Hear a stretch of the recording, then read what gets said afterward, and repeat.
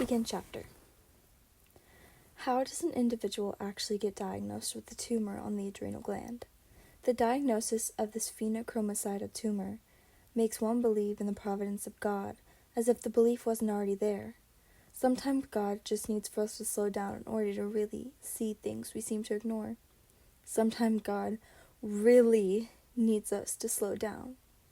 This was obviously the situation with Sheila. In 1993, we moved back to Wyoming. I found out that if things aren't meant to be, and if we didn't pray about the decision in the first place, that things don't always turn out the way they should. I was pig-headed. I loved my job, but wanted out of Texas and the traffic of San Antonio, so I resigned. And then we put our house on the market and prepared to move to Wyoming in June. I should have known that things weren't in our best interest when our house sale fell through at the closing table. We had to rapidly list it with property manager and rent it out. We still left for Wyoming, and I was offered a job in a small town near the Utah border. It was 300 to 400 miles from the Wyoming area where I actually wanted to settle, but I took the position. They offered school district housing that made for an easy relocation.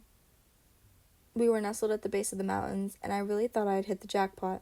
The disappointment of reality didn't take long to acclimate.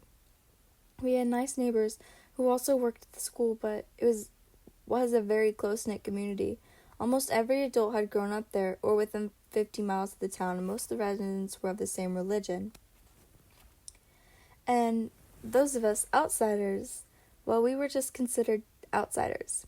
We found ourselves traveling about 45 miles to church, and it was a small congregation that it seemed to be fragile, as if the church group was hanging together by a thread. We somewhat felt as if we were at the remote end of a civilized world. School wasn't much better. It was a beautiful school, but the teachers that I got to know had already informed me that they were short-timers there and were looking to move elsewhere. One extremely talented math teacher and her husband had already made plans to move to Alaska. The music teacher was looking forward to a position opening in Rock Springs. Within the first month, I could see, too, that I was a short-timer. The principal, in my opinion, wanted to micromanage everything, and I guess in his opinion, I was probably a loose cannon because I expected to get things done without genuflecting to him every time I wanted to do things regarding my classes, my engineering team, and the school. I regret that I was not an ideal employee. I should have assessed the situation better prior to taking the job, and I should have prayed about it to put the decision-making in God's hands, and I didn't either. The area was beautiful, with fishing, hunting, hiking, and fossil hunting. One really amazing thing about the place was that the herds of moose that would roam through the town on occasion. And on one occasion, I had asked the principal if I could excuse a tardy for a student who claimed she was running late from lunch because there was a moose in her driveway. The principal's response: "If you had a moose in your driveway, would you take the chance walking from your house to your car?" I immediately marked her as excused in the grade book. I made sure I wrote down the reason: moose. I wasn't sure that I would last the year. I had some students who were more than excited about a competition called the Engineering and Design Challenge. The students were required to make an apparatus that would unload groceries from the trunk of a car, move the groceries to the house, carry the groceries up a flight of stairs, and deposit them on the table. An engineer from a nearby town loaned the students an electrical inverter and allowed us to work on the apparatus in his shop. It was an impressive machine in my opinion, although the students likely needed more practice with the remote controls. We went to Fort Collins, Colorado to bi-state competition and came in second to a Colorado team. That was good enough to finish, to advance to nationals, and we were excited. Heading home down I-90, we encountered a blizzard with a massive headwind. Apparently the cold wind and the blizzard conditions caused the radiator to get ice crystals, which stopped the circulation of the coolant in the engine. The temperature gauge went into red, and I was forced to pull over. One of the students was a backyard mechanic, so he went out into the blizzard with me to try and assess if we had blown a hose or if the radiator had frozen up. We opted to shut the engine off for a while and hoped that someone would come along so we could flag down for help. A highway patrolman traveled past us, lights flashing, moving as fast as he could in blizzard conditions, about 30 miles per hour. I chose to start the vehicle as we were doing nothing but getting cold and tired, and tried to catch up with the patrol car. He had been dispatched because of a terrible wreck that had been radioed in by a trucker. I pulled up behind the patrol car, and the students were snuggling together trying to stay warm. The heater was not working, and the gauge was in red again. I waited for the officer to assess the wreck as he was returning to his vehicle. I got out to petition him for help. I hunched down and made my way towards him in the 60 to 70 mile per hour wind and told the officer we were having mechanical problems. He informed me that he would make a call to dispatch, that the kids were okay, but the roads had been closed behind us and in front of us. He asked me to follow him, and then we walked towards the wreck, attempting to shield our faces from the snow and the wind.